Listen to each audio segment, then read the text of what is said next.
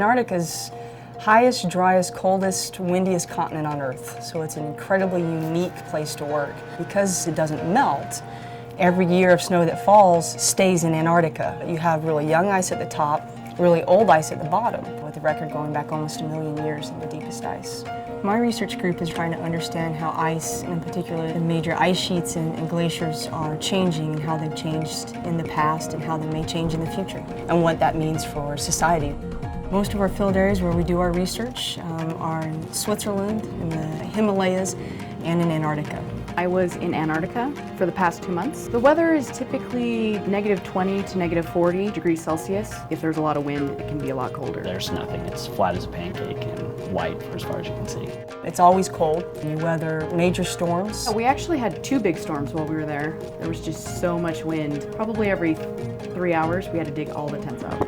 I am standing on probably about a 12-foot pile of snow, which is where my tent used to be. And that was around Christmas time, so yay, Christmas.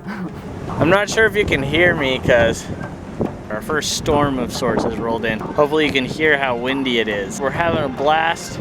Hopefully we'll get out tomorrow. I'm in Big Red because it's freezing.